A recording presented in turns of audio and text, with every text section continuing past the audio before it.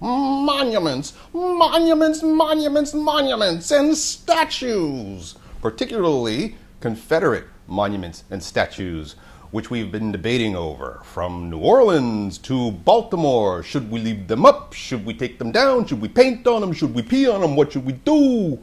Confederate monuments and statues were the backdrop of the events that went down in Charlottesville, Virginia that weekend we are still talking about. And the argument continues with the alt-right and KKK and white supremacists and neo-Nazis, that whole melange of disaffected people filled with hate.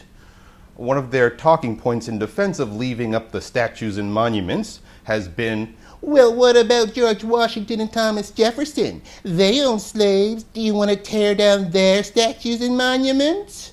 And a lot of people are dismissing this as just an alt-right talking point. Well, I happen to think it's a good question. It doesn't make me a member of the alt-right neo-Nazi KKK melange, if you will. I mean, if they say it's 3 o'clock on Thursday, and it is 3 o'clock on Thursday, and I agree it's 3 o'clock on Thursday, doesn't make me a white supremacist.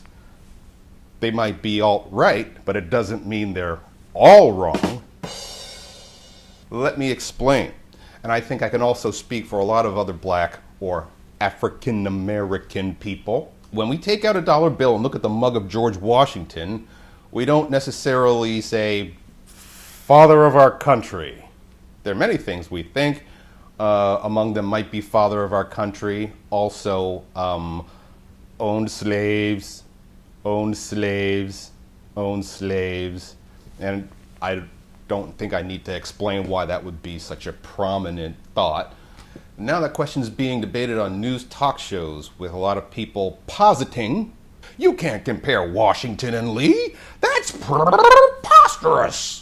George Washington might have owned slaves, but he was the founding father of our country. Robert E. Lee owned slaves and led an insurrection against this country.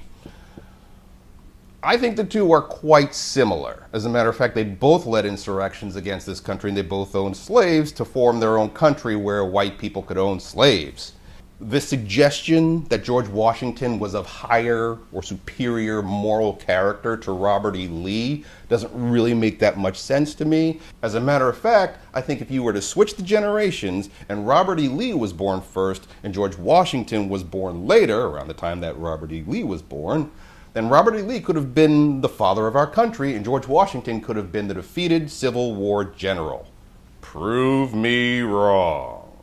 So why then is it that we don't demand that the statues of George Washington and Thomas Jefferson be taken down? Well, herein lies the answer, that even though our founding fathers were slave owners, what became of America was a much better proposition for black people than the Confederacy would have been.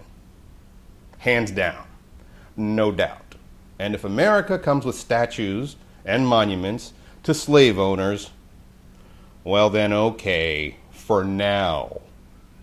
Basically, I think we want to give George Washington a pass because we feel obliged to revere him.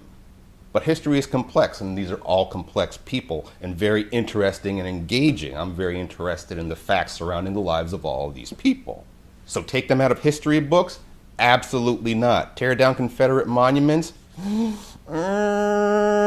Here's the bottom line there. The monuments went up during a time when white people wanted to prove something in the South to black people, that they were still in charge. It was when Jim Crow and racial terror was on the rise. They wanted solid displays of white supremacy. That's what those statues and monuments were. But as a demonstration of how complex history is, but how interesting it is as well, here's what happened at the signing of the surrender after the Civil War. Lee shows up, sees a dark-skinned man in Union blue, Eli Parker, who was the aide-de-camp to Ulysses S. Grant, and he actually drafted the surrender. So General Lee asks him if he's black. He's like, no, I'm a Seneca Indian. And Lee responded, well, at least there's one real American here today. To which Lieutenant Colonel Eli Parker said, today, sir, we're all Americans.